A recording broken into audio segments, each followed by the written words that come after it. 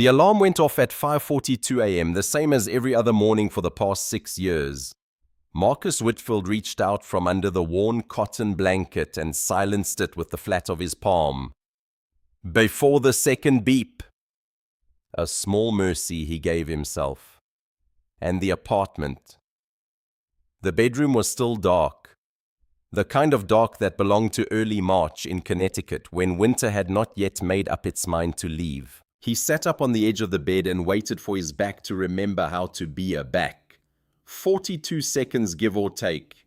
He had timed it once, the way a man times things he cannot change. Down the hall he could hear Amara's small radio playing softly. She had set it to come on at 5:40, 2 minutes before his alarm, because she liked to be the one who woke up first. She had been doing that since she was 9. She was 12 now. And Marcus understood that the radio was not really about being first. It was about not being woken up by him, about being a person who started her own day. He respected it. He let her have it. He pulled on his work pants, the navy ones with the reinforced knees, and padded barefoot down the hallway to the kitchen. The frame certificates lining the wall caught the small amount of streetlight that came through the front window. Honor Roll 5th grade. Honor Roll 6th grade, Citizenship Award 4th grade, a drawing she had done in 2nd grade of a horse with 7 legs, which she had insisted on framing because it was, in her words, the only horse she had ever drawn that looked like itself. Marcus had paid $18 for the frame at the dollar store on Brockton Avenue, and he considered it the best money he had ever spent. In the kitchen, he set the kettle on. He pulled the lunchbox off the top of the refrigerator, the green one, with the small dent on the side from when she had dropped it on the bus steps in October. He lined the bottom with a paper napkin, the way Naomi used to. Half a turkey sandwich on wheat, the crust left on because Amara had decided at age 10 that cutting off crusts was for babies. A pear sliced and bagged with a piece of paper towel inside the bag to keep the slices from going brown. 2 graham crackers. A small thermos of apple juice. A note on a yellow post-it that he wrote every morning and that she pretended not to read. Today's note said, "Be brave even when you don't have to be. Love, Dad." He folded the napkin over the top, snapped the lid shut, and set the lunchbox by the door beside her backpack. The kettle began to whistle. He poured the boiling water over the instant coffee in his mug, stirred it with the same spoon he had been using for 2 years, and stood at the kitchen window looking out at Kennedy Street. Across the way, Mr. Aldridge was already shoveling the last grey crust of snow off his front steps, the way he did every morning. Even when there was nothing to shovel, the man was 76 and had nowhere to be. But the routine kept him alive. Marcus understood that too. Amara came into the kitchen at 6:17, dressed in her school uniform, the navy skirt, the white collared shirt, the grey cardigan with the small Brockton Hills Academy crest stitched on the left side. Her hair was in 2 braids that fell past her shoulders, neat in the front, slightly fuzzy at the ends because she had done them herself the night before to save him the time. She was carrying her math book. She poured herself a glass of orange juice and sat down at the small table with the book open beside her plate. "Mr. Voss handed back our midterms yesterday," she said, not looking up. Marcus set down his mug. "Yeah, I got 100. He looked at her. She was buttering her toast with the same careful, deliberate motion she used for everything. But he could see the small smile she was trying to keep off her face. 12 years old. And already she had learned not to take up too much room with good news. He did not know where she had learned it. He hated that she had. 100, he said. Out of 100, she finally looked up and the smile broke through. Out of 100, Dad, yes. He stood, walked around the table and put both hands on her shoulders. Amara Whitfield, stop. Amara Naomi Whitfield, Dad. You are a genius. I'm not a genius. I just studied. That's what geniuses say. She laughed then. The real laugh. The one that sounded like her mother. He let her have her toast back and went to put on his boots. But the warmth of it stayed with him through the whole drive to school. The rare warmth of a small win. Not the kind you posted about. Not the kind anyone else would notice. Just a Tuesday morning in March, with a daughter who had studied hard and earned every point, and a father who got to be the first one she told. He pulled into the carpool line at Brockton Hills Academy at 7:38. The line was already long. He watched the cars ahead of him, the late model SUVs, the European sedans, the occasional gleaming truck, and he noted without meaning to what he always noted. He was one of 3 black parents in the line. He knew this without counting because he had counted many times. The other 2 were Mrs. Okonkwo, who drove a silver Honda and whose son had graduated last year, and Mr. Davis, who was actually a grandfather and who only did the drop-off on Tuesdays and Thursdays. Amara unbuckled her seatbelt, leaned over and kissed him on the cheek the way she had been doing since she was 4. She would stop doing it soon. He knew that too. He stored each one away. "Have a good day, Dad." "You too, baby. Go be 100. She rolled her eyes, but she was smiling when she got out of the car. He watched her walk through the front gates with her backpack a little too big for her frame, the green lunchbox swinging from her hand, and he sat there for a second longer than he needed to before pulling away. Mr. Aldridge would have understood that too. His phone rang at 10:17 a.m. He was on the loading dock at Bridgewater Logistics, unloading a freight pallet of refrigerated medical supplies, his gloves wet from the condensation, his back already starting to remind him that he was 39 and not 25. He pulled his phone from his pocket, expecting it to be Renee, who sometimes called on her break.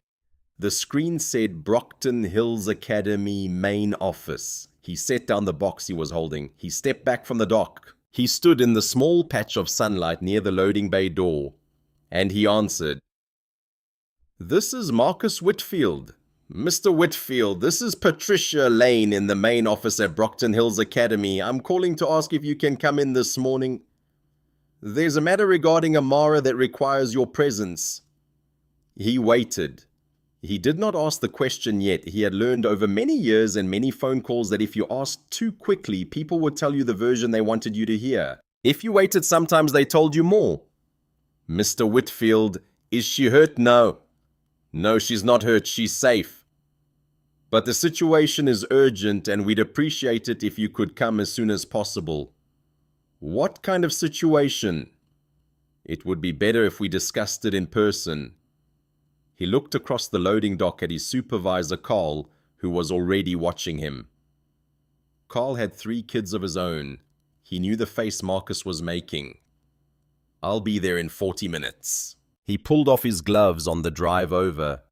He did not change out of his work clothes. He did not stop at home. He did not call Renee. He drove in the same navy work pants and the same dark blue Bridgewater Logistics polo shirt with his name stitched in white over the left breast. He drove with both hands on the wheel and the radio off, and he did not let himself think about what the situation might be, because he had learned that the imagining was always worse than the knowing, and the knowing was usually bad enough. He arrived at the school at 10:54. The woman at the front desk, Patricia Lane, looked up at him, and then quickly backed down at her computer. She asked him to sign in. She gave him a visitor's lanyard with a paper printout that said Visitor March 4th in red letters. She told him to have a seat in the hallway, and that someone would be with him shortly. The hallway had 2 long wooden benches, polished to a soft glow.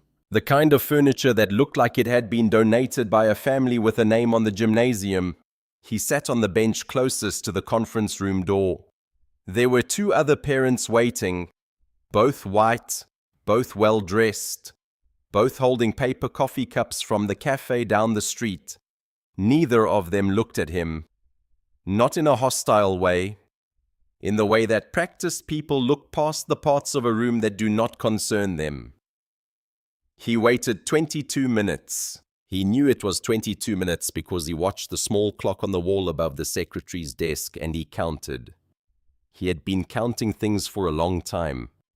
Counting was a way to stay in your body when your mind wanted to leave. 22 minutes was a long time to leave a man in a hallway when his daughter had been brought into a situation. It was a long enough time to make a point. At 11:16, a younger woman in a grey dress stepped out of the conference room and called his name. He stood. He followed her in. The conference room was bigger than it needed to be. Long oval table, dark wood, 8 leather chairs. 3 people were sitting on the far side. Headmistress Catherine Ellsworth in the center, Mr. Daniel Voss on her left, and the assistant principal whose name Marcus could not remember on her right. They were arranged with the care of a portrait. There was one chair on the near side of the table set out for him. He sat down in it. Headmistress Ellsworth was 58, pale-skinned, with silver blonde hair pulled back into a low knot and a string of small pearls at her throat. She had been the head of Brockton Hills Academy for 14 years. Marcus had met her once before at the parent welcome event when Amara had transferred in on scholarship for 6th grade. She had shaken his hand then and said she was so pleased to have Amara joining the community. She had used the word community twice in one sentence, and he had remembered it because of that. She was not smiling now. "Mr. Whitfield," she said. Her voice had the same temperature as the room. "Thank you for coming on such short notice. We appreciate it." He nodded once. He did not say anything yet. Mr. Voss cleared his throat. He was 47, slight, with thin brown hair combed carefully across the top of his head, and the kind of round wire-frame glasses that he had probably been wearing since college. He taught 7th grade math. Amara had described him to Marcus as fine. Just fine. Marcus had made a note of that, because Amara was not the kind of child who said fine about teachers she actually liked. Voss slid a single sheet of paper across the table. Marcus did not pick it up. He looked at it. He recognized Amara's handwriting at the top, where she had written her name in the small, careful letters she used for school. He recognized the test he had heard about over breakfast 8 hours and 43 minutes ago. There was a red mark in the upper right corner. 100 over 100, Mr. Whitfield Voss said. "I'll get to the point. Amara has been flagged for academic dishonesty on this midterm. We have reason to believe she did not earn this score independently." The room was quiet. Marcus could hear the small electric hum of the heating vent above the door. He could hear the secretary's keyboard clicking very faintly through the closed door behind him. "Reason to believe," he said. He kept his voice level. "Yes." "What reason?" Voss adjusted his glasses. "Her score is statistically improbable given her prior performance pattern and the difficulty curve of this particular exam. We've run the numbers. The probability that a student in her cohort would achieve a perfect score on this midterm without prior access to the materials is below 1%. Marcus sat very still. "Where is she?" he said. "The assistant principal. Her nameplate he could now see," said Hannah Briggs answered. "She's in the counselor's office. She's been there since 8:30 this morning." "Has she eaten?" "I'm sorry. Has she eaten lunch?" The 3 of them looked at each other. Mrs. Briggs was the one who answered finally in a smaller voice. "I don't believe she's been offered anything yet." Marcus did not look at his watch. He did not need to. He knew what time it was. His daughter, 12 years old, had been sitting in a counselor's office alone, accused of something she had not done for 2 hours and 46 minutes. With the lunch, he had packed her sitting unopened on a desk somewhere. He looked at Headmistress Ellsworth. He spoke to her. Not to Voss. "What is it you're asking me to do here, Ma'am Ellsworth?" Folded her hands on the table. The pearls at her throat did not move. Her voice did not change. "We're proposing a path forward," she said. "That protects Amara's record and allows her to remain in good standing. We'd like to handle this internally without it becoming a larger matter than it needs to be." Marcus nodded slowly. He had been in many rooms in his life where the words "handle this internally" had been said. He had learned what they meant. "I'd like to see my daughter," he said. Ellsworth's mouth tightened just barely. "Of course. We can bring her in after we've... Now, please." He did not raise his voice. He did not need to. He had said please, and he had said now, and he had said them in the same flat tone. And Ellsworth was the woman who understood when a conversation had momentarily slipped out of her hands. She nodded at Mrs. Briggs. Mrs. Briggs stood up and left the room. While Mrs. Briggs was gone, Voss tried again. "Mr. Whitfield, I want to be clear. We're not accusing your daughter of anything criminal. We're addressing what we believe to be a serious lapse in academic integrity. Brockton Hills has very high standards, and you said statistically improbable." "I did." "What does that mean?" Voss sat up a little straighter.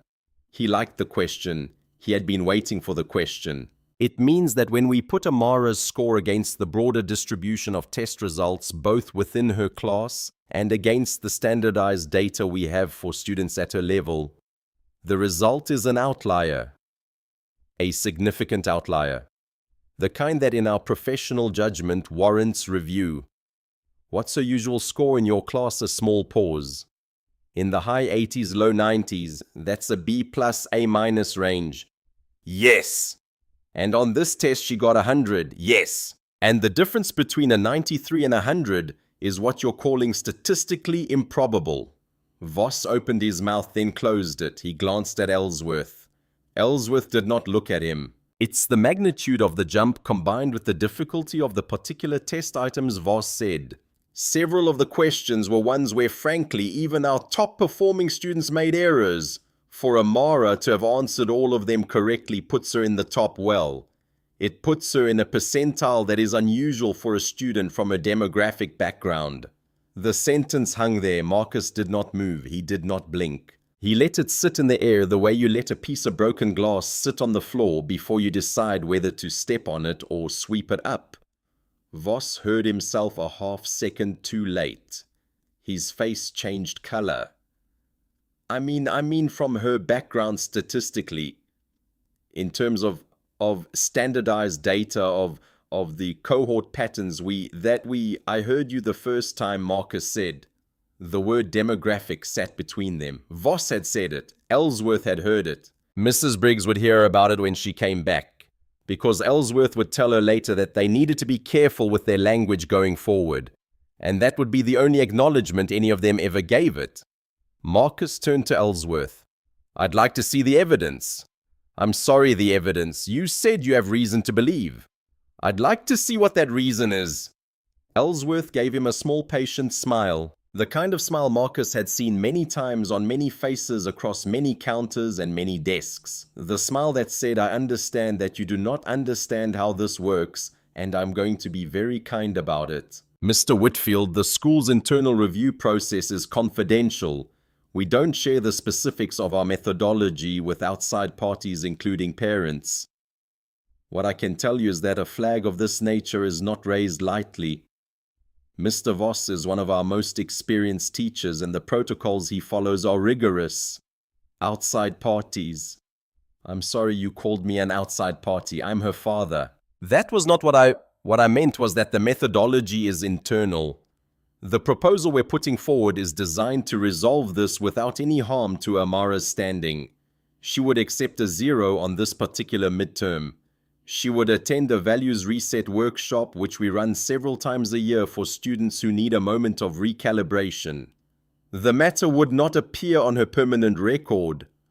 From her perspective and from the school's perspective, the situation would be closed. She could continue at Brockton Hills with no disruption to her trajectory." Marcus listened. He let her finish. He understood that she was a person who had given this speech before and that it had worked before. And he could see in the small movements of her hands and the way she held her shoulders that she was waiting for him to say what the other parents had said.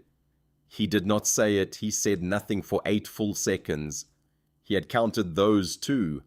Then he said, "I'd like to see my daughter." The door opened. Mrs. Briggs came back in.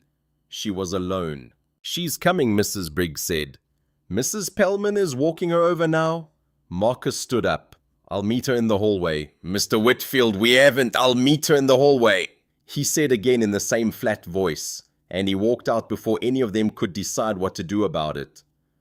The councillor's office was at the end of the east wing, past the trophy case and the bulletin board for the Spring Drama Club. Marcus did not wait in the hallway. He walked the length of it past the closed classroom doors and the small water fountain, and he opened the councillor's door without knocking. Amara was sitting in a plastic chair against the wall. Her hands were folded in her lap. Her braids were slightly disheveled, as if she had been touching the ends of them the way she did when she was thinking too hard. Her cardigan was buttoned all the way up to the top, which she only did when she was cold, or when she was trying to look as small as possible. Both today, probably. Her green lunchbox was sitting on the corner of the councillor's desk, unopened. She looked up when the door opened. When she saw it was him, her shoulders dropped about half an inch. She did not cry. Marcus had been preparing himself for the crying. And the not crying was somehow worse. "Hi, Dad. Hey, baby." The councillor, a woman with short grey hair and a kind face that he could not read, stood up from her desk. "Mr. Whitfield, I'm Mrs. Pellman. I've been with Amara this morning. She's been very calm. She's been a real... Could we have the room, please?" "Of course. I'll just be right outside." She left. Marcus closed the door behind her. He crossed to where Amara was sitting and crouched down so that his face was below the level of hers. He had been doing that since she was small. He had read once in a parenting book his sister had given him after Naomi died that children listen better when adults made themselves shorter than they were. He had never forgotten it. "Hey," he said, "look at me." She looked at him. "Did you cheat on that test? No. On any part of it? No. Did you see the questions before the test was given? No. Did anyone tell you any of the answers? No. Did you copy from anyone? No, Dad. Okay." He let out a breath he had not realized he had been holding. "I believe you." She blinked. Her eyes filled finally, but the tears did not fall. She held them there. "You believe me?" "Yes." "Am I in trouble at home too?" The question hit him harder than anything that had been said in the conference room. "No," he said. "You are not in trouble at home. Not even a little bit, not for 1 second. Do you understand me?" She nodded. "I want you to walk me through how you studied for that test. Everything you did. Don't leave anything out." She reached down, unzipped the front pocket of her backpack, and pulled out a folded sheet of notebook paper. She handed it to him. He unfolded it. It was covered in her handwriting, her own diagrammed study method, with arrows and color-coded boxes and small notes in the margins. She had broken the chapter into 7 sections. She had made flashcards for the formulas. She had reworked all the practice problems from the textbook, and then made up her own variations of the harder ones to test herself. There was a small note at the bottom that said, "If I get below a 95, I'll redo the whole thing." He looked at the paper for a long moment. He folded it carefully and put it in his shirt pocket, against his chest. "You did this all by yourself." "Yes, nobody helped you. Aunt Renee helped me with the flashcards on Saturday. But I made them. She just quizzed me." "Okay." He stood up. His knees popped. He crossed to the desk and picked up the green lunchbox. "You're going to eat this," he said. "You're going to eat all of it. Then I'm going to come back and we're going to go home. We're going home." "Yes, what about I'll handle it?" She looked at him for a second. Then she nodded and took the lunchbox. He watched her open it, unfold the napkin, and pick up the half sandwich. He watched her take the first bite. Then he leaned down and kissed her on the top of the head, on the part where her braids met, the way Naomi used to. 10 minutes, he said. He walked back down the hallway. He did not go back into the conference room. He stopped at the front desk. Patricia Lane looked up. "Tell Headmistress Ellsworth I'll be in touch by the end of the week," he said. "I'm taking my daughter home." "Mr. Whitfield, I don't think they're done with I am, though." He went back to the counselor's office. He held out his hand. Amara took it. They walked out of the school together, past the trophy case, past the bulletin board, past the bench where he had sat for 22 minutes that morning. He buckled her into the passenger seat. He started the car. He did not say anything for the first 3 blocks. Neither did she.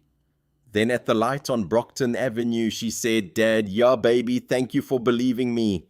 He had to wait until the light changed before he could answer her, because his throat had closed up, and he did not want her to hear it. Always, he said, always baby.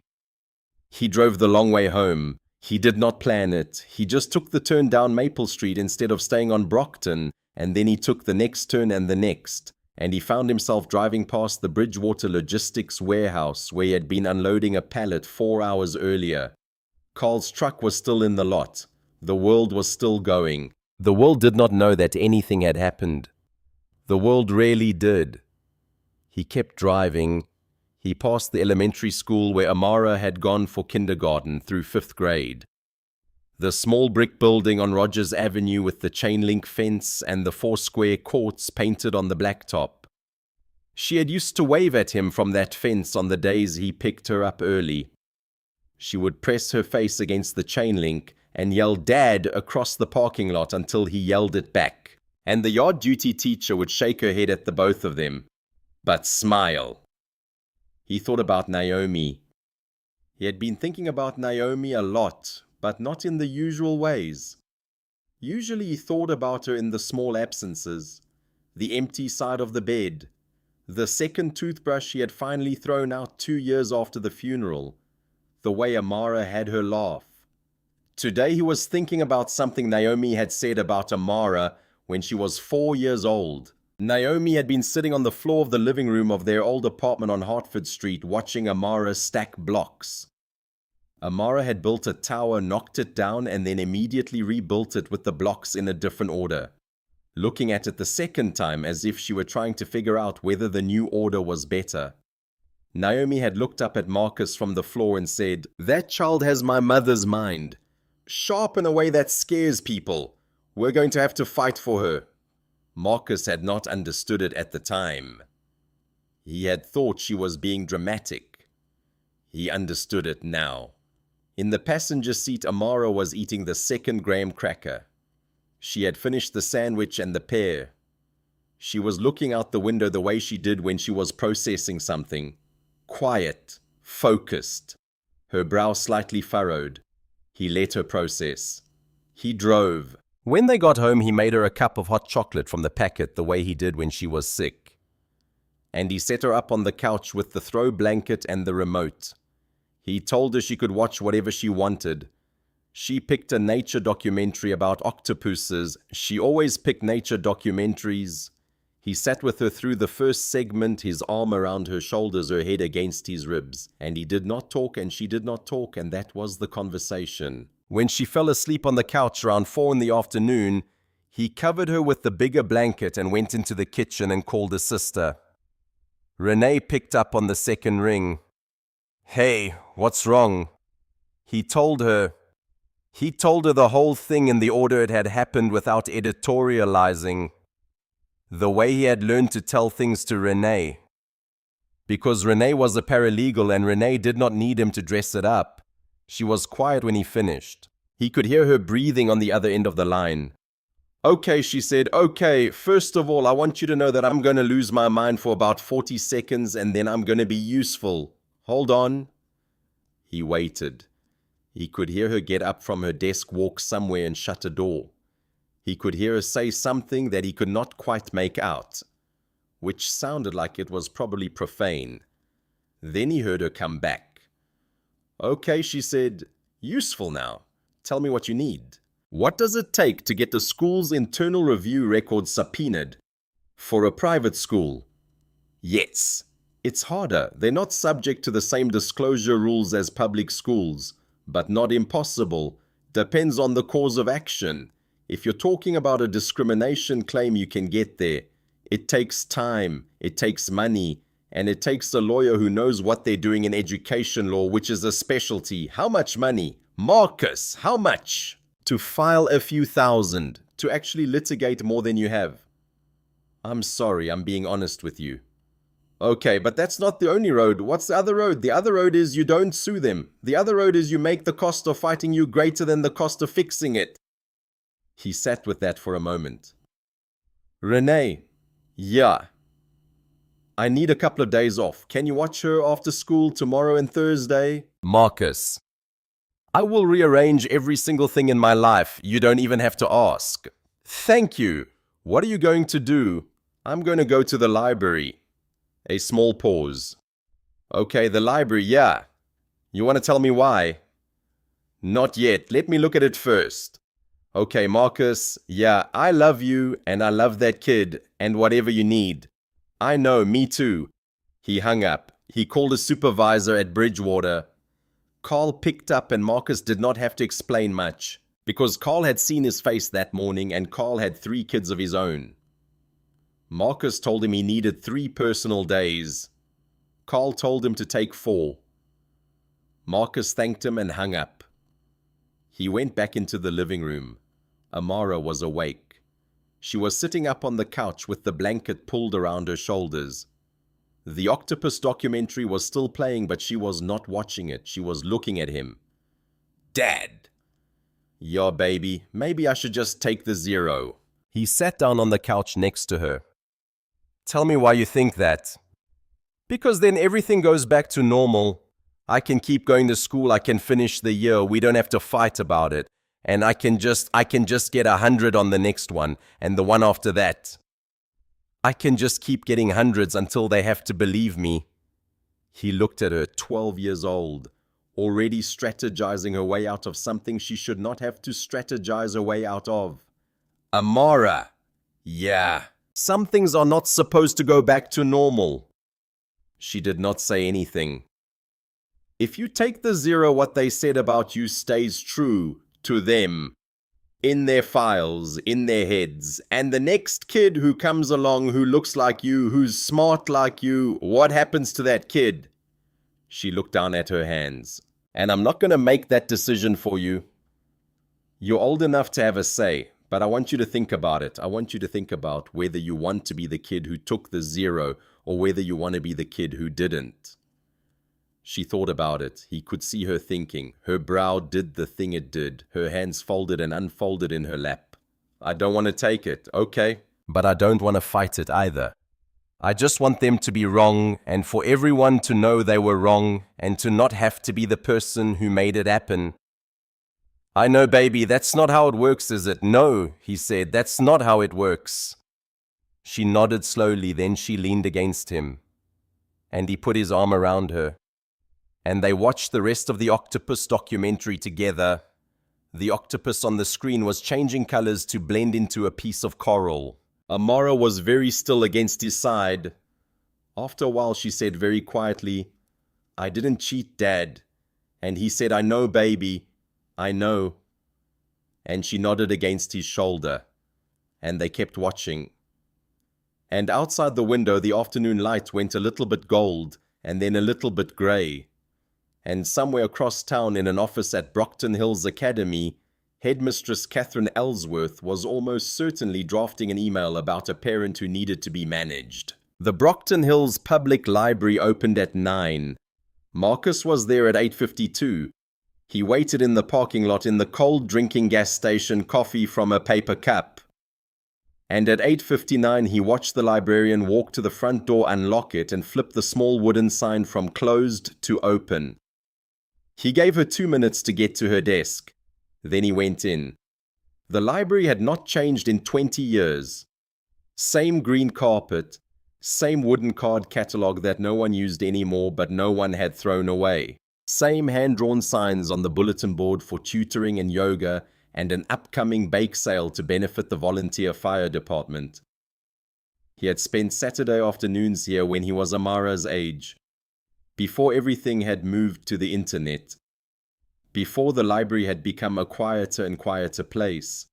He had loved it then. He still loved it. He went to the reference desk. The librarian behind it was an older black woman with silver hair pulled back in a low bun and a pair of reading glasses on a chain around her neck. Her nameplate said Hattie Pearson Reference. "Good morning, sir. Can I help you find something?" "Yes, ma'am. I'm looking for the published academic integrity reports from Brockton Hills Academy for the last 6 years. She looked at him for a half-second longer than the question required. "That'd be in our local school's collection," she said. "We don't keep paper copies for the private schools, but they post them on their website annually, and we have the PDFs archived in our local digital library. I can pull them up on one of the computers for you." "Thank you." She walked him over to one of the public computers near the children's section. She logged in for him, navigated to the local school's archive, and pulled up 6 PDFs. She set him up with a notepad and a pen. She did not ask him why he wanted them. He appreciated that. "You let me know if you need anything else," she said. "I will. Thank you." He sat down. He started reading. The reports were short 8 to 12 pages each, and they followed the same format every year. A summary of the school's academic integrity policy, a description of the review process, a statistical summary of the cases that had been raised in the previous academic year, broken down by grade level, by type of violation, and by outcome.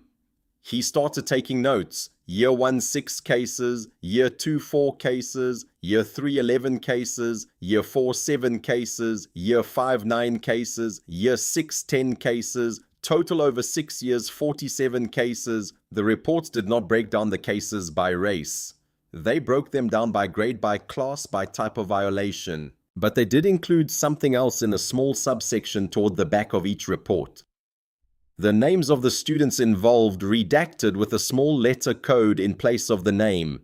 Student A, Student B, and below each name a one-line description that included the nature of the alleged violation, and in some years a brief note about the resolution. What the reports did not say, but what Marcus could tell, was who those students were. Because Brockton Hills was not a large school, 640 students total, K through 12. He had gone to enough school events, enough bake sales, enough back-to-school nights to know most of the faces. And he knew the way you know which families had been quietly told their child needed a values reset, and which families had not. He started a second column on the notepad. Likely demographic.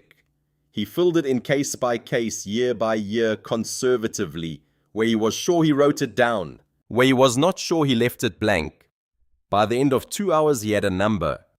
Of the 47 flagged cases over 6 years, he could identify at least 14 as students of color or scholarship students. There were probably more. Some of the cases he had no way to identify. But 14 was the floor. Then he went to find the school's enrollment demographic data. Brockton Hills Academy published an annual demographic report as part of its accreditation requirements. It was on the same page of the library's archive. He pulled it up. He read it. Students of color, including Black, Hispanic, multiracial, and Asian American students, made up 19% of the student body. Scholarship students made up 12%. The two groups overlapped substantially. So, a student population that was generously around a quarter of the school accounted for at least 30% of the flagged cases, and the floor was probably much higher. Because he had only counted the ones he was sure of. He sat back in the chair, the library's heating vent kicked on overhead. A child somewhere in the children's section laughed at something her mother was reading her. He took out his phone and photographed every page of every report. He photographed the demographic data. He saved the photos to a folder. He emailed the folder to himself.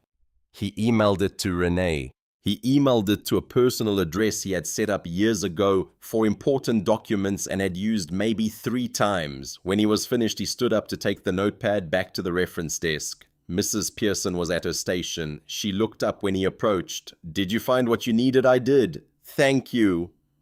She studied his face. She had the kind of look that came from 40 years of watching people read things in libraries.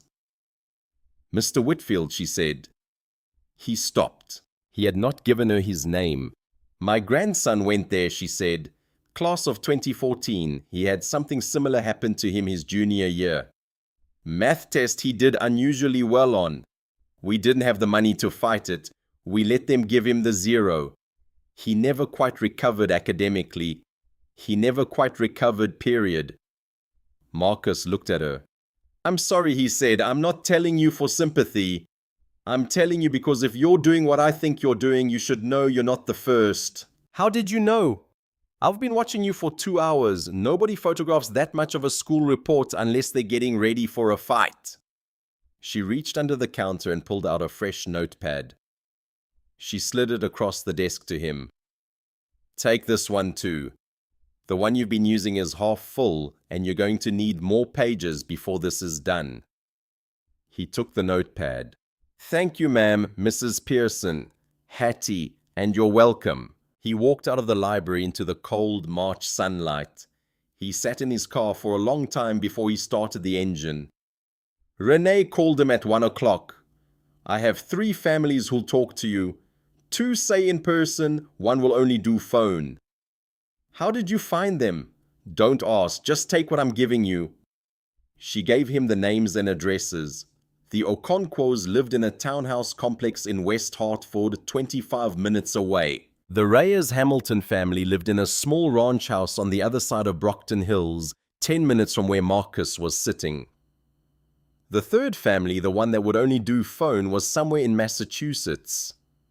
Renee had set up a call for Thursday morning. He drove to the Reyes-Hamilton house first. The mother, Elena, opened the door. She was in her early 40s, brown hair pulled back, wearing a flannel shirt and jeans. She had been a school nurse for 15 years. Her husband, who was at work, was an electrician. Their daughter, Sophia, was now 16 and a junior in public high school. Eleanor made coffee. They sat at her kitchen table. She did not waste time. It was 2022, she said. Spring of 7th grade. Sophia got an unusually high score on a math test. Her teacher, Mr. Voss, flagged it. Same teacher, same teacher. She nodded slowly as if confirming something she had already suspected. We got the call. We went to the conference room. Same room probably. Long oval table. Headmistress Ellsworth in the middle.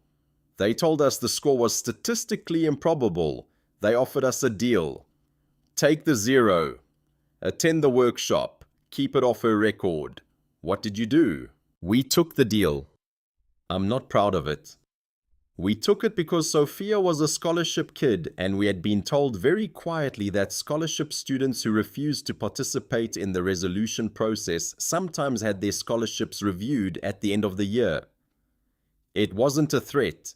It was just information they made sure we had.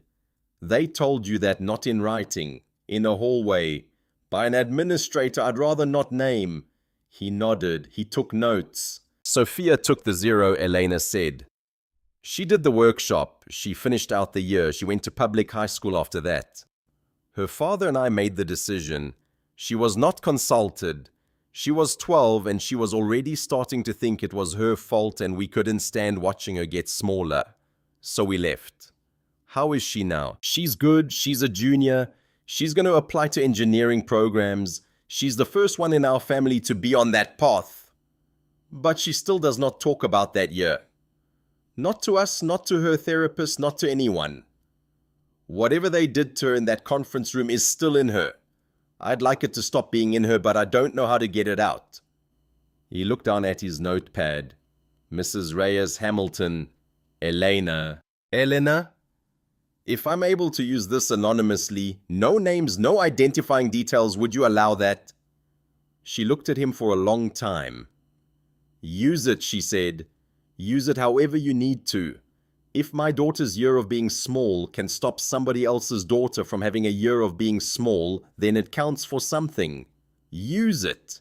He drove from there to the Okonkwo's. Mrs. Okonkwo opened the door before he had finished knocking. She was in her late 50s, tall, dressed in a long blue dress with a yellow head wrap. Her son Chinedu was now 20 and in his 2nd year at the University of Connecticut. He was studying biomedical engineering. He had gotten a 1,480 on the SAT. He had been the valedictorian of his public high school graduating class. He left Brockton Hills in the 8th grade, Mrs. Okonkwo said. They were sitting in her living room on a sofa covered in clear plastic that had probably been there since the 90s. After what happened in the 7th grade? After they accused him, what did they accuse him of? A science test. Same teacher? No. That was a different teacher. Mrs. Bramwell, retired now, but the same headmistress Ellsworth. The same conference room, the same offer. Did you take it? We did not. My husband would not allow it. He had come to this country with $18 in his pocket. He was not going to let anyone tell his son that the work he had done was not his work. We refused the deal. They kept the 0 on his record. We pulled him out at the end of the year and put him in public school. They tried to keep his transcripts for 2 months. We had to threaten a lawyer to get them released. What did the experience do to him? She was quiet for a moment. She looked out the window at the small patch of frozen grass. It made him quieter. It made him work twice as hard for half the recognition. And it made him decide when he was 13 that he would never again be in a room where someone told him that being good at something was suspicious. He tells me he's over it. I don't believe him. But he is doing well and he is happy in his way, and that is what we have. She turned back to Marcus. Mr. Whitfield, how old is your daughter? 12. And what are you going to do? I don't know yet. She nodded. When you do know, she said, if there is anything I can do, if you need a witness, if you need a name, if you need a phone call, I am here. We are tired of being quiet. We have been quiet for our children's sake for a long time, and the quiet has not protected anyone. He drove home with both families' words in his head. The third family, the one in Massachusetts, would tell him essentially the same story on Thursday morning. Different year, different child, same conference room, same script, same headmistress Ellsworth. It was not Amara's bad day. It had never been Amara's bad day. It was a pattern, a long, quiet pattern running for years in a building where the floors were polished and the walls were lined with the names of donors. In a town where everyone agreed that the children were the priority. He drove home and he sat at his kitchen table and he wrote it all down. That night, after Amara was in bed, Marcus took her midterm out of his work bag and laid it flat on the kitchen table. He had taken a copy at the school. He was not sure when exactly he had decided to do it. He had asked Mrs. Pellman, the counselor, for a photocopy on the way out, and she had made him one, perhaps because she had been the only person in the building that morning who had not been in on whatever was happening, and she had not known that she was not supposed to. He had folded it in fourths and put it in his bag and not looked at it until now. He laid it flat. He smoothed it with his hands. He read the questions. He understood the first 3. They were basic. He could see even with his 39-year-old brain that had not done a math problem in 20 years that Amara had answered them correctly. He could check her work because the work was visible on paper in her small, careful handwriting in the margins. The 4th question lost him. The 5th question lost him more. By the 8th question, he could no longer evaluate whether the answer was right. He could only see that she had written something and that there was a red check mark next to it and that Voss had not marked it wrong. He sat with the paper for an hour. Then he called Renee. Renee, I need to find someone who can look at this test. Someone who knows math, like real math, not me. Is it not just middle school math? It's 8th grade level math, but the test is hard. And what I want to know is whether the scoring methodology, the thing they used to flag her, whether that's actually a real thing or whether they made it up. Hold on. She put him on hold. He could hear her in the background scrolling through something, probably her contacts. After 3 minutes, she came back. Okay, I have a name. My old co-worker Leah, her husband is a retired professor. Statistics, I think. Not math exactly, but close enough. He's a nice man. He's white. He's 70-something. I don't know if that helps or hurts. What's his name? Dr. Thomas Beaumont. I'll text Leah right now. Hold on. Renee called him back 40 minutes later. Dr. Beaumont had agreed to take a look at the test as a favor. He lived 20 minutes north of Brockton Hills in a small town called Mansfield. Marcus could drop the test in his mailbox tonight and Beaumont would call him in the morning. Marcus drove to Mansfield at 10 o'clock at night. He found the house a small Cape Cod with a porch light on. He put the test in a manila envelope with a typed letter explaining the situation in 3 paragraphs, and he slid the envelope into the mailbox at the end of the driveway. He did not knock. He drove home and went to bed and did not sleep. His phone rang at 11:18 the next morning. He was at the library again, going through one more layer of the school's archive, when his phone vibrated in his pocket. He stepped outside to take it. "Mr. Whitfield, this is Tom Beaumont." "Yes, sir. Thank you for calling." "I've looked at your daughter's test. I've looked at it 3 times, actually. I want to be careful with what I tell you because I'm a statistician and not a math educator, and there's a difference. But I can tell you the things I'm sure of. Yes, sir. First, your daughter's answers are correct. All of them. She did the work. The work is shown in her own handwriting, and it is consistent with the kind of work a strong middle school student would show. There are no signs of copying, no signs of pre-prepared notation, nothing that would indicate she had access to the answer key." Marcus closed his eyes. He let out a slow breath. "Second, the justification you described to me on the phone, what they call the statistical improbability of her score, is based on a methodology that has, to put it mildly, a problem." "What kind of problem?" "The methodology assumes that prior performance is the strongest predictor of test outcome on any given exam, which on its face sounds reasonable.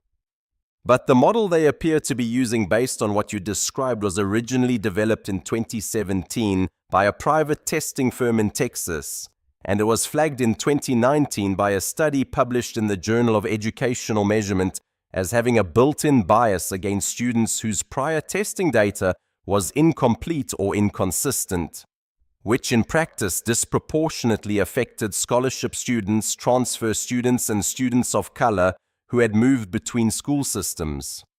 The journal recommended against its use in academic integrity contexts. Several school districts revised their policies. As far as I can tell, Brockton Hills did not. Marcus did not say anything.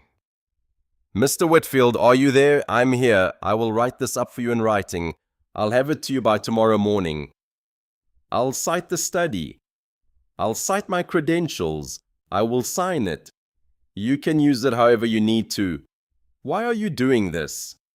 A small pause on the other end. "Because I have a granddaughter," Beaumont said. "She's 7, and I would like to live in a country where when she is 12, the people in charge of her education do not get to decide that her good work is suspicious because of who she happens to be. That is the country I would like for her. So this is a small thing I can do toward that country. That's all. Thank you, sir. You're welcome, Mr. Whitfield. Good luck on Friday." He hung up. Marcus stood in the library parking lot in the cold March wind, and he held the phone in his hand for a long time before he put it back in his pocket. The school called him on Wednesday afternoon to schedule what they were now calling a resolution meeting for Friday at 9. He confirmed. He did not say anything else. He hung up. That night, Renee came over for dinner. She brought her file. They sat at the kitchen table after Amara had gone to do her homework voluntarily in her room on a chapter of math that was not even due until next week, and they laid out everything they had: the 6 years of integrity reports, the demographic data, the interviews with the 3 families, 2 of whom had given written permission to use their stories. The letter from Dr. Beaumont, which had arrived by email that morning, 2 pages single-spaced, with 3 citations and his full credentials at the bottom.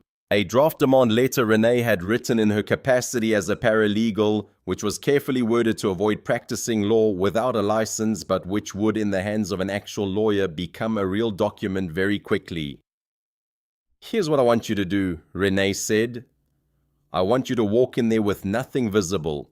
No folder, no laptop, no paperwork in your hands, nothing in your pockets that they can see.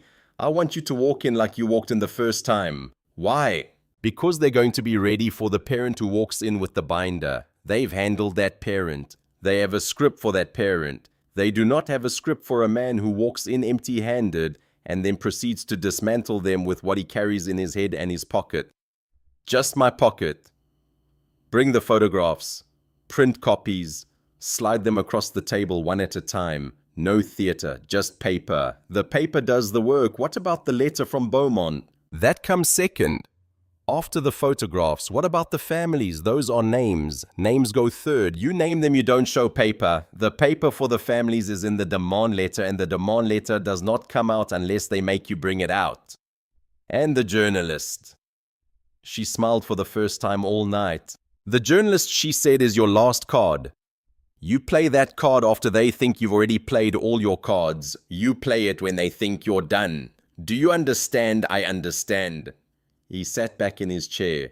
He looked at his sister, who had been 6 years old when their father had walked out, and who had taught herself to play the trumpet, and who had paid her own way through paralegal school, and who had never in 33 years let him down. He thought about how lucky a person had to be to have a sister like her, and how unlucky a person had to be to need one.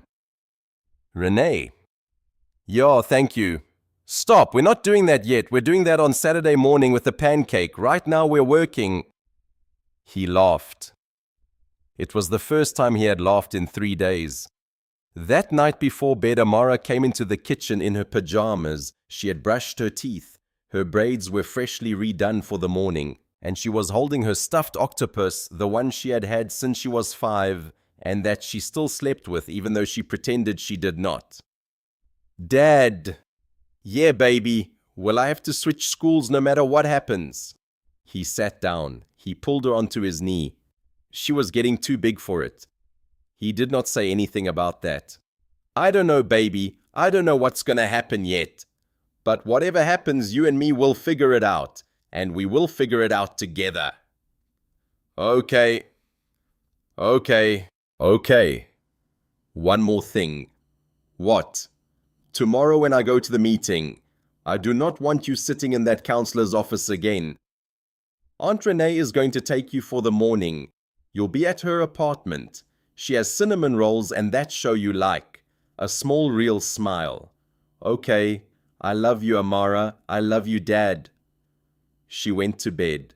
He stood at the door of her room for a minute, watching her settle herself under the blanket with the octopus tucked against her cheek. Then he closed the door softly and went to iron his shirt. The shirt was the navy one with the small white buttons. Naomi had bought it for him for her sister's wedding in 2017. He had not worn it more than 4 or 5 times since she died, because it reminded him of her, and most days he could not handle being reminded. But tonight he could. Tonight, in some way he could not have explained he wanted to be. He ironed it twice. He hung it on the back of the bedroom door. He sat on the edge of the bed for a long time, looking at it before he turned out the light. He arrived at the school at 8:53 on Friday morning. He had dropped Amara at Renee's apartment at 7:40. Renee had hugged Amara for longer than Amara wanted to be hugged, and then had pushed her toward the kitchen where the cinnamon rolls were, and had given Marcus one long look and one short nod and had not said anything else. He had driven to the school. He had parked in the same spot he had parked in on Tuesday. He had taken nothing from the car except his phone, his keys, and the brown manila folder that contained the photographs and the letter from Dr. Beaumont. He carried the folder under his arm. He wore the navy shirt, dark grey slacks, and the same boots he wore every day, because the boots were the boots, and they did not need to be different. He signed in at the front desk. Patricia Lane gave him the visitor's lanyard. She did not meet his eyes. He sat on the same bench in the same hallway. He did not have to wait 22 minutes this time. They called him in at 8:59. The conference room was the same long oval table, the same 3 administrators on the far side, headmistress Ellsworth in the center, Mr. Voss on her left, Mrs. Briggs on her right, the same chair on the near side set out for him. He sat down in it. Ellsworth had a single sheet of paper in front of her. She slid it across the table. Mr. Whitfield, thank you for coming. We've prepared a settlement document that we believe addresses the concerns you raised on Tuesday and provides a clean resolution for everyone. Take a moment to review it. The school's signature is already on the bottom. If you're prepared to countersign, we can have this matter closed by the end of the day." He did not pick up the document. He looked at her, then at Voss, then at Mrs. Briggs. "Before I begin," he said, "I'd like to give the three of you the opportunity to revise your position. Once I start, I won't be revising mine." Ellsworth's mouth thinned very slightly at the corner. "Mr. Whitfield, the offer is final and generous. There's no position to revise. We've already extended significant accommodations." "That's all right," he said. "I appreciate the chance. I just wanted to make sure I'd given it." He set the manila folder on the table in front of him. He did not open it. He opened his mouth to begin. He opened the folder. He took out the first photograph. It was an 8x10 color print on plain copy paper of the front page of Brockton Hills Academy's most recent academic integrity report, the one from the previous school year. He had highlighted with a yellow marker 3 lines. He slid it across the table toward Ellsworth. She looked at it. She did not pick it up. "This is a public document," she said. "I'm familiar with it." "Yes, ma'am." He took out the second photograph, the front page of the report from 2 years prior. He slid it across. The third photograph, 3 years prior.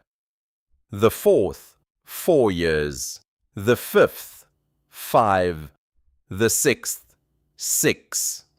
He did not say anything between photographs. He laid them out in a small fan in front of her, one after the other, each one with a single yellow highlight on a single line.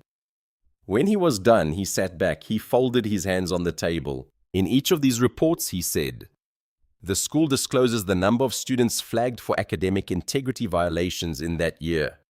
I have read all 6 reports. I have counted 47 cases over 6 years." He paused.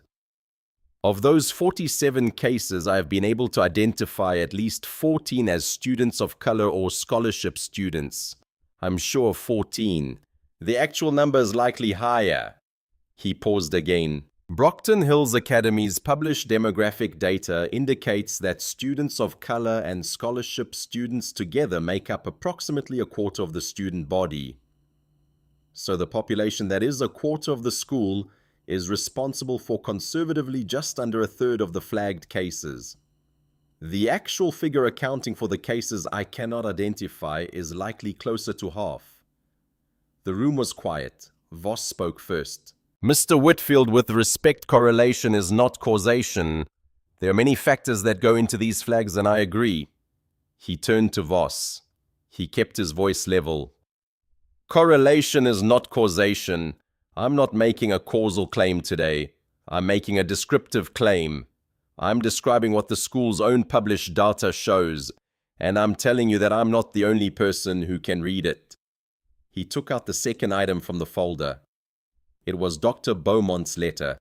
He slid it across the table. He let it sit in front of Ellsworth for a moment. "This is a letter from Dr. Thomas Beaumont, Professor Emeritus of Statistics at the University of Massachusetts. His credentials are at the bottom.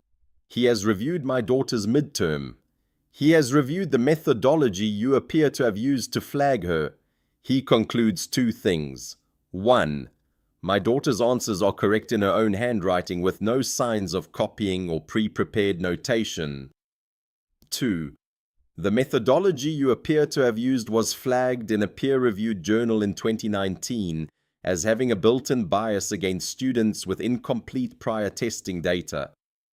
The journal recommended against its use in academic integrity contexts. Several school districts revised their policies in response. Brockton Hills did not." Ellsworth's hand, which had been resting on the pen at the side of the document, stopped moving. She did not pick up the letter. She did not need to. She had heard the word peer-reviewed, and she had heard the word journal. And she was a woman who had spent 14 years running a school that depended on the appearance of rigor.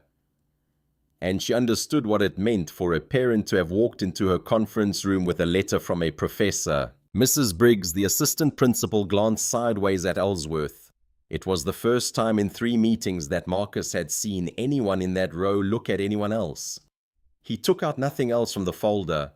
The folder, in fact, had nothing else in it. The demand letter was in his car. The journalist's contact information was in his head. He had what he needed in his head. Renee had been right. The paper was for the moments when paper was needed. The names were for the moments after. "I'd like to share some other information with you," he said. "I want to be clear that I'm not asking the school to confirm or deny anything I'm about to say. I'm simply telling you what I've learned so that you can factor it into your decision-making this morning." He paused. The Okonkwo family. Their son Chinedu was a 7th grader at Brockton Hills in the 2017 to 2018 academic year. He was accused of academic dishonesty on a science test. The methodology used was similar. The offer extended to his family was the same. They refused. They were told that scholarship students who refused the resolution process sometimes had their scholarships reviewed at year-end. They withdrew their son at the end of the year.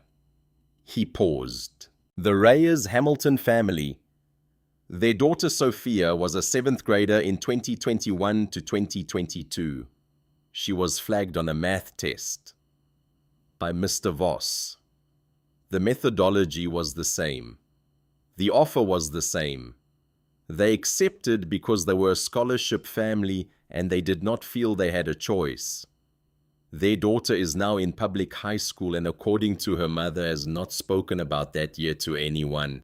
He paused. There's a 3rd family in Massachusetts who I will not name today out of respect for their privacy, but who told me essentially the same story. Different child, different year, same conference room, same headmistress.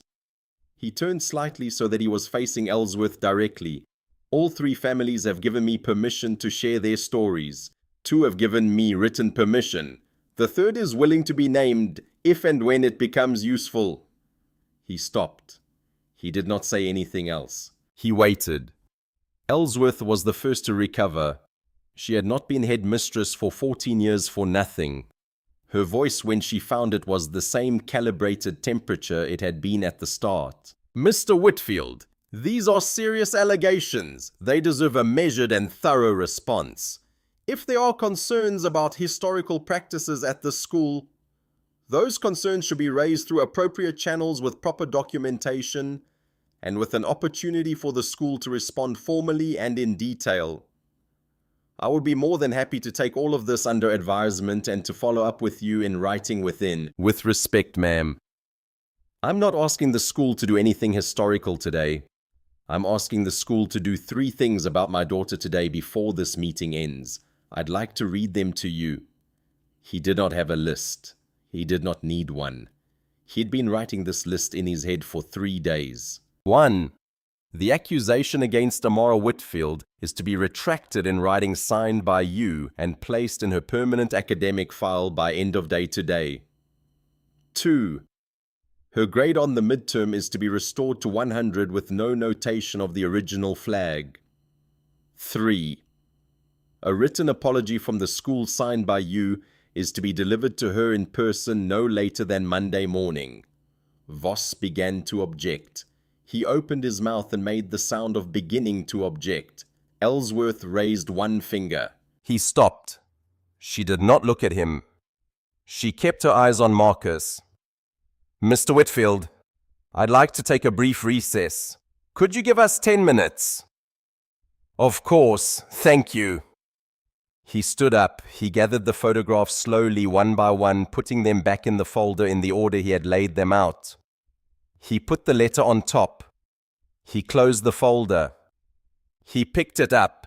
He walked out of the room without looking back. He sat on the bench in the hallway. The same bench. Same hallway. He had not yet played the last card. He had not raised his voice.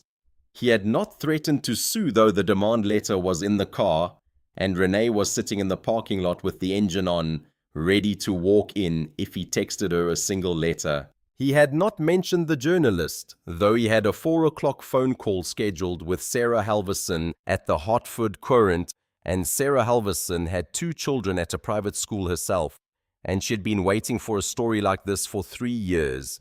He had not played any of those cards yet because he had not needed to, but he was going to need to. He could hear faintly through the closed conference room door the rise and fall of voices. He could not make out words. He could hear the cadence. Voss was talking. Voss was talking a lot. Ellsworth was talking less. Mrs. Briggs was not talking at all. He waited. After about 4 minutes, the door opened and Mrs. Briggs stepped out.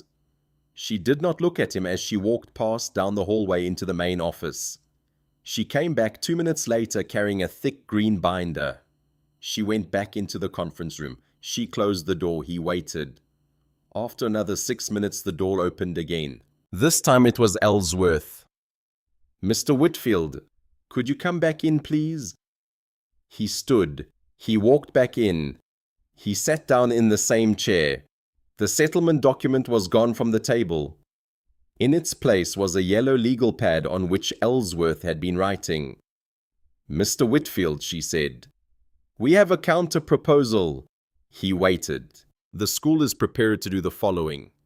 We will retract the accusation against Amara in writing signed by myself and place that retraction in her permanent file by end of day today. Her grade will be restored to 100 with no notation of the original flag. A written apology signed by myself will be delivered to her in person no later than Monday morning." A pause. "In addition, the school is prepared to commission an independent review of our academic integrity protocols with findings to be made public no later than the end of the academic year. Mr. Voss will be placed on administrative leave pending the outcome of that review, effective immediately." Voss made a small sound. He did not say anything. In exchange, Ellsworth continued, "We would ask that you sign a confidentiality agreement regarding the specifics of this conversation and that you allow the school to be the source of any public communication regarding the review." She slid a new document across the table. He did not pick it up. He looked at her for a long moment.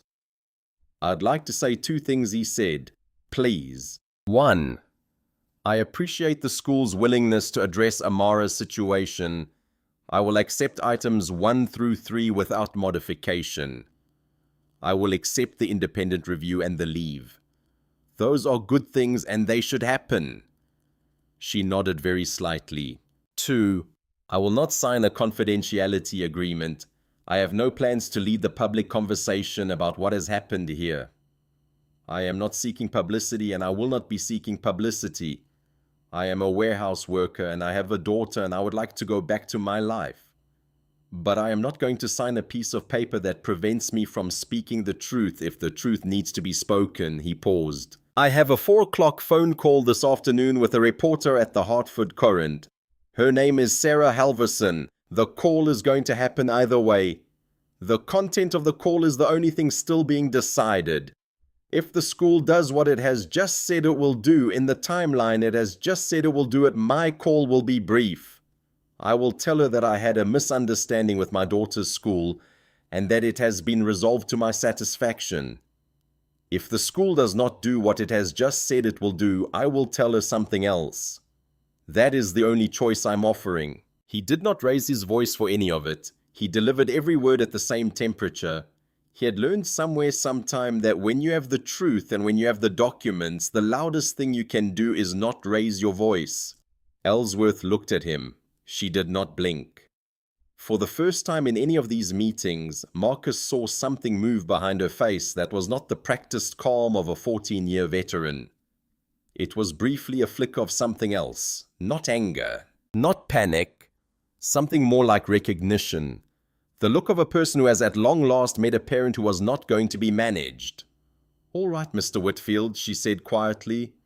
"We'll proceed without the confidentiality clause." She turned the document toward herself. She crossed out a paragraph with a pen.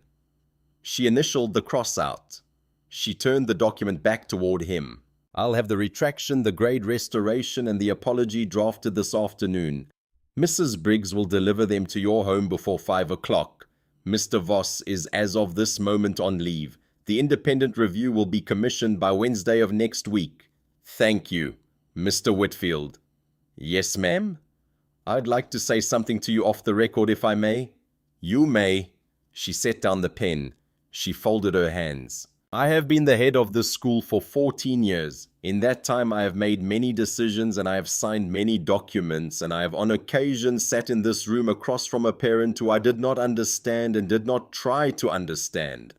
I would like to think as I sit here now that I am the kind of person who would have done the right thing on Tuesday morning if the right thing had been clear to me.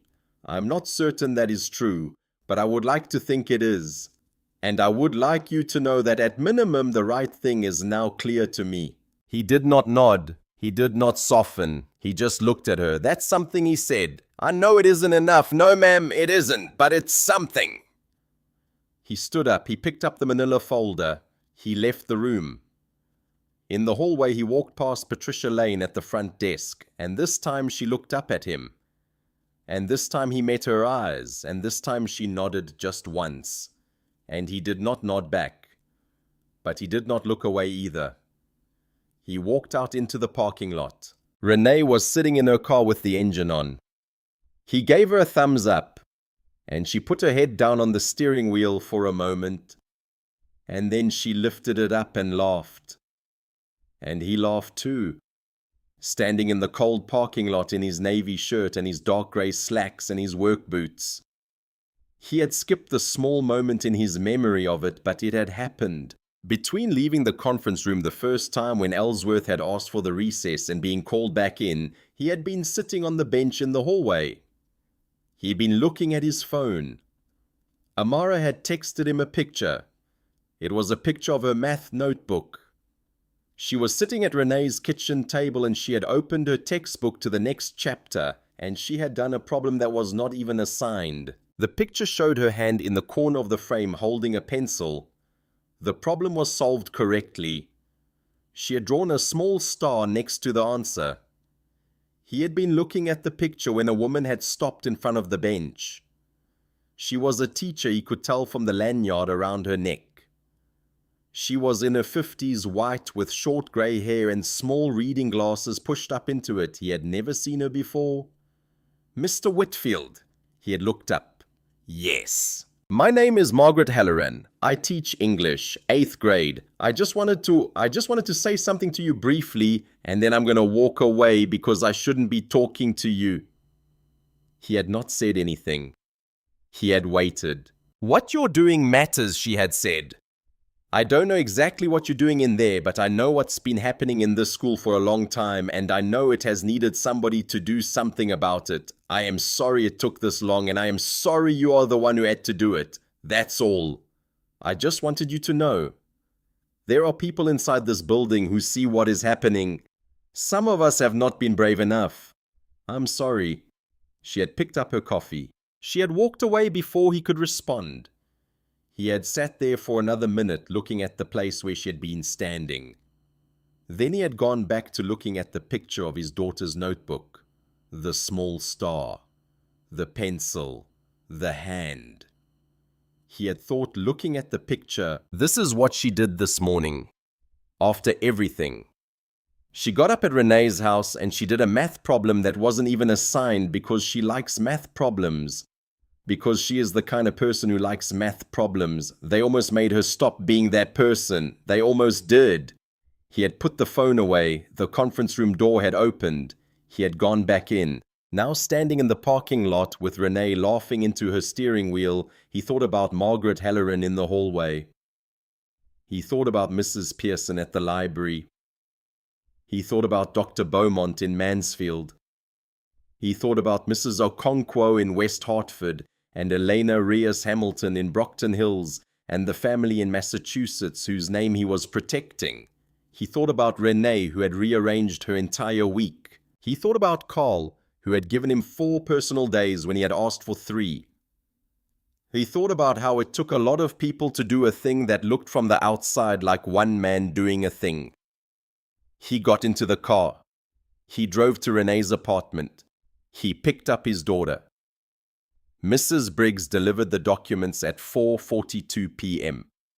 She came to the apartment alone in her own car, wearing a different jacket than she had been wearing that morning. She rang the bell. Marcus opened the door. She handed him a manila envelope. She did not come in. She said, "I want you to know that I am personally very sorry, Mr. Whitfield." And she meant it. He could tell she meant it. And he said, "Thank you, ma'am." And she nodded and walked back to her car. He took the envelope into the kitchen. Amara was sitting at the table with Renee doing a crossword puzzle from the newspaper. Renee looked up. "Is that it? That's it." He opened the envelope. He laid the documents on the table. The retraction. One page signed by Catherine Ellsworth, dated today. The accusation of academic dishonesty raised against Amara Whitfield on March 4th of this year is hereby formally retracted. The accusation is removed from her permanent academic record. The school acknowledges that there was no evidence of wrongdoing on Ms. Whitfield's part and regrets the manner in which the matter was raised and pursued. The grade restoration. A printed transcript of Amara's 7th grade midterm with the original score 100, restored and no notation. The apology. 2 paragraphs. Dear Amara, I want to apologize to you personally and on behalf of the school for what happened to you this past week. You did good work, and that good work was not believed, and that was wrong. I am sorry that you were placed in a position where you had to defend yourself to people who should have already trusted you. I am sorry that you sat alone in an office for several hours when you should have been in your classroom. I am sorry.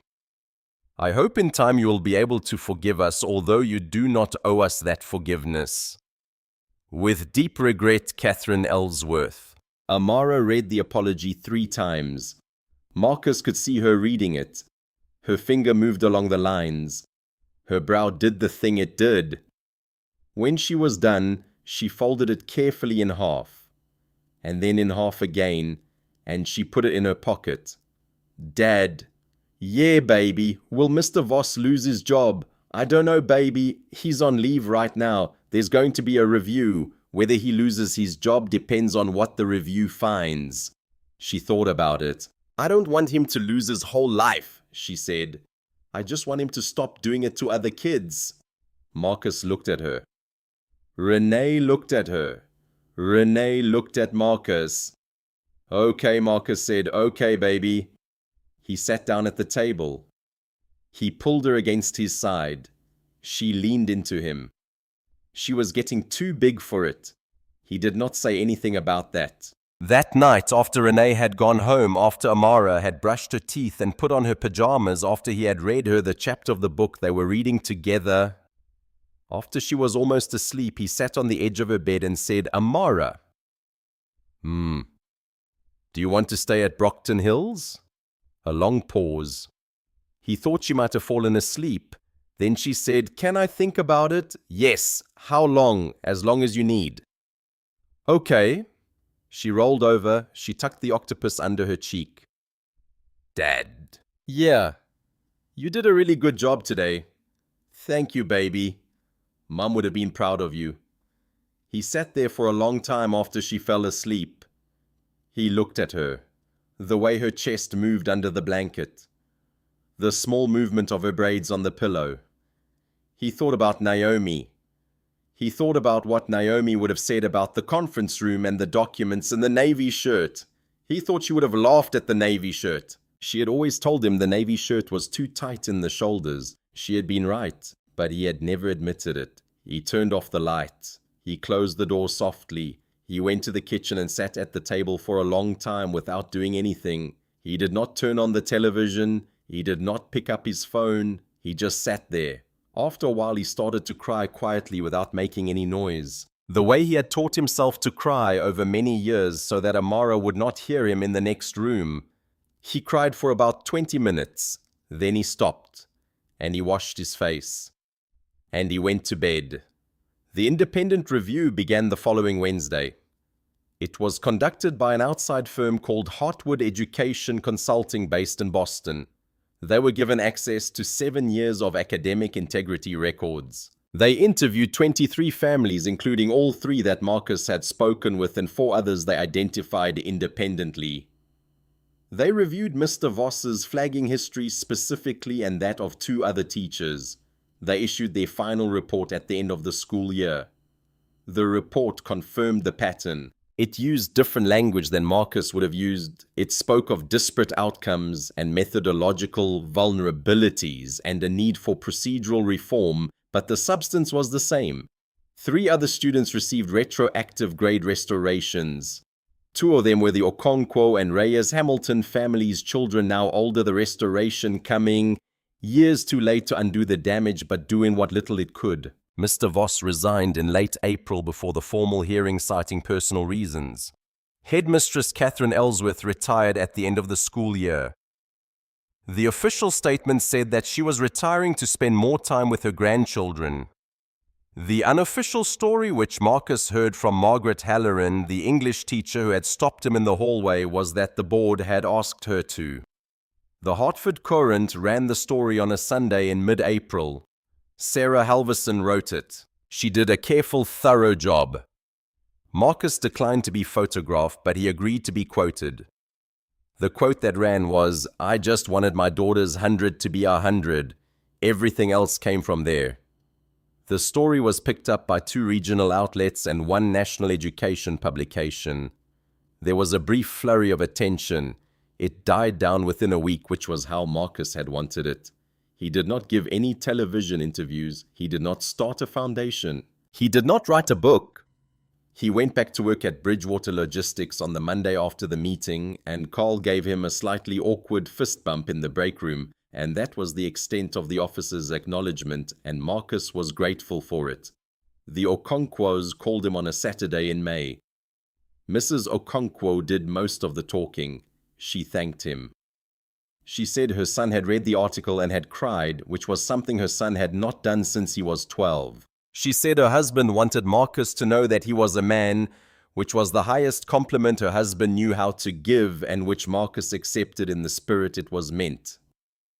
Elena Reyes Hamilton sent him a card. It was a simple card with a picture of a tree on the front. Inside she had written, "Sophia, read it." She talked about that year for the first time. "Thank you." She had signed it Elena, Frank, and Sophia. He kept the card in the drawer of his bedside table.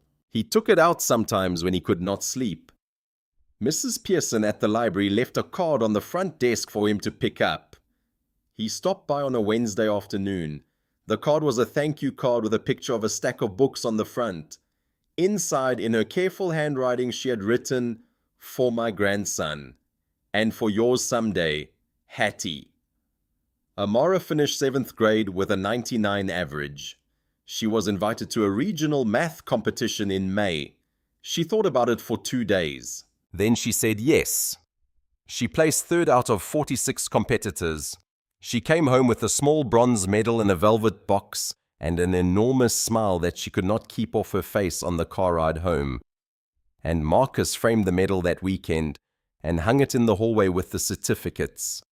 She told him in late June, after the school year had ended, that she did not want to go back to Brockton Hills in the fall. She had thought about it for 3 months. She had made a list of reasons. She showed him the list. It was thorough. He read it. He told her that he supported her completely. They spent the summer touring options. She chose a public magnet program 22 minutes farther from the warehouse. He would have to leave for work early in the mornings to drop her off. He did not mind. He had never minded. The alarm went off at 5:42 a.m. It was a Tuesday morning in March, almost exactly 1 year after the day Mr. Daniel Voss had slid Amara's perfect midterm across the conference room table and called it statistically improbable. Marcus reached out from under the worn cotton blanket and silenced the alarm with the flat of his palm before the second beep. The bedroom was still dark. Outside on Kennedy Street, Mr. Aldridge was already shoveling something off his front steps. The world did not know that anything had happened the way it had not known a year ago, the way it almost never knew. Marcus stood up his back, remembering how to be a back, and walked down the hall to the kitchen.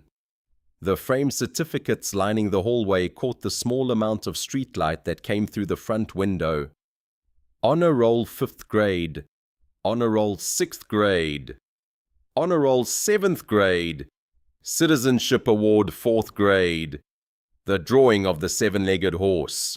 A regional math medal in a black velvet frame 3rd place hung last year by his own hand and dusted weekly by Amara herself, who had become in the year since a person who took small but firm care of the things that belonged to her. He drove her to the gates of the new school at 7:38, 22 minutes farther from the warehouse than the old route. And he watched her walk in with her backpack a little too big for her frame and her green lunchbox swinging from her hand. She turned at the door of the building the way she always did now and waved at him. He waved back. He sat in the car for a second longer than he needed to before pulling away. Justice had not arrived in his life as a courtroom verdict or a viral headline or a news segment with his face on it. Justice had arrived as a Tuesday morning in March, with a daughter who had chosen her own school and was walking into it on her own 2 feet, and a father who had refused to sign a single page on a Friday morning 13 months earlier, and a chain of small and quiet people, a librarian, a sister, a retired professor, an English teacher in a hallway, 3 families he had never met before March, who had each done their small piece of the work because someone had asked them to, and because when asked they had said yes. If you have ever had to be that one person for someone you love, if you have ever sat in a hallway you were not invited to sit in or sign nothing when they expected you to sign or made a phone call, you did not know how to make or simply believed a child when no one else in the room would, this story is for you and you already know the ending because you lived your own version of it. Subscribe our channel and share this one with someone who may need to hear it. Because the world is full of children who are waiting to be believed by exactly one person. And sometimes the bravest thing a parent can do is be that one person. Even when being that one person requires you to walk into a room you were not built for and stay there until the room changes around you.